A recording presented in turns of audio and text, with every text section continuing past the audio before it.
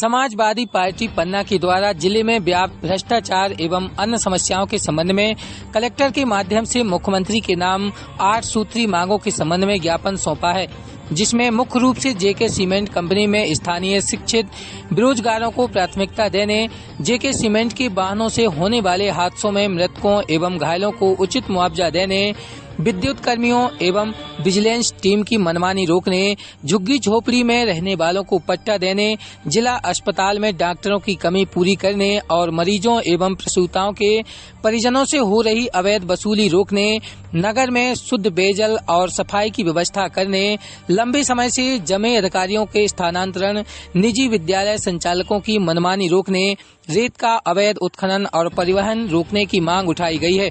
15 दिवस के अंदर मांग पूरी नहीं होने पर जेल भरो आंदोलन की चेतावनी दी गई है। धरना प्रदर्शन, रैली और ज्ञापन के दौरान समाजवादी पार्टी के प्रदेश अध्यक्ष मनोज यादव, जिला अध्यक्ष दशरथ यादव, संगीता पटेल, सोनेलाल प्रजापति सहित समाजवादी पार्टी के कार्यकर्ता एवं काफी संख्या में झुग्गी झोपड़ी में रहने वाले लोग शामिल रहे।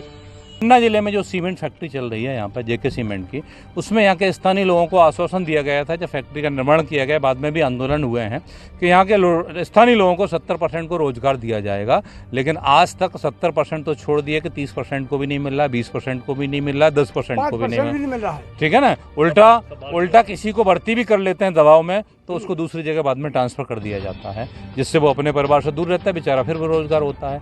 तो फैक्ट्री में कौन काम करने जाएगा? गरीब जनता जाती है। तो गरीब जनता की तरफ प्रशासन का ध्यान नहीं है, क्योंकि वो भी भ्रष्टाचार में ये लोग लिप्त हैं। तो पहली मांग ये है। साथ में उस फैक्ट्री में जिनकी जान गई है या उनकी जो गाड़ियाँ चलती हैं उनसे लोगों के एक्सीडेंट हुए हैं, मृतक हुए हैं, उनके परिवार को मुआवजा नहीं मिला, उनको मुआवजा भी दिया जाना चाहिए।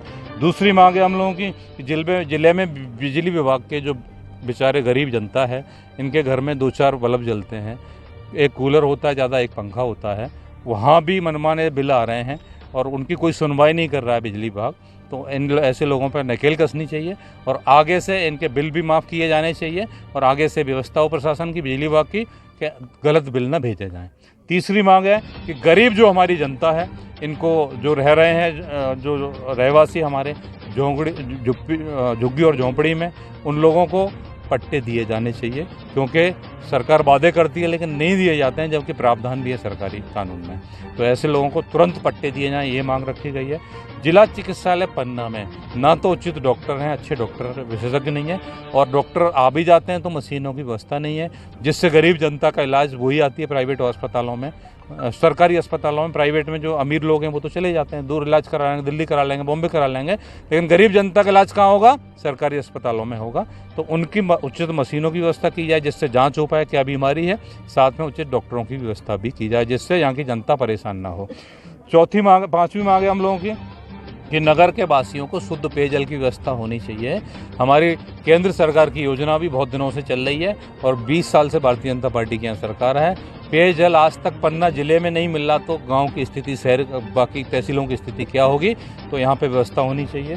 साथ में जो नगर जिले में 10 वर्षों से जो अधिकारी जमे हुए हैं भारतीय जनता पार्टी के शासनकाल में, जिससे भ्रष्टाचारी को बढ़ावा मिल रहा है, डबल इंजन की जो सरकार है इनकी, वो डबल घोटाला हो रहा है, डबल भ्रष्टाचार हो रहा है, और जो ऊपर बैठे हुए हैं रंगा बिल्ला गुजराती लोग, ये इसी को बढ़ावा दे रहे हैं। सारी गुजराती कंपनियां हमारे मध्य प्रदेश में भी काम कर रही हैं।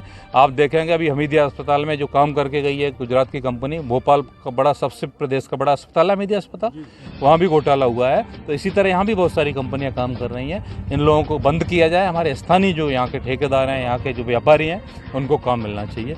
ये भी मांग है हम लोगों की। साथ में जो निजी विद्यालय जिनमें अनियमितताएँ हैं, उन पर भी कार्रवाई होनी चाहिए।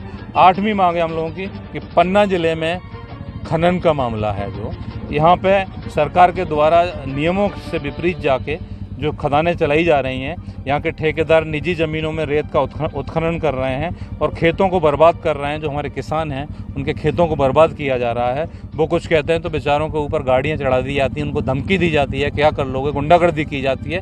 ये तुरंत बंद होना चाहिए और इन पर कार्रवाई भी होना चाहिए। और समाजवादी पार्टी ने 15 दिन का समय दिया है प्रशासन को। समाजवादी पार्टी अभी तो है, आगे और लड़ाई है।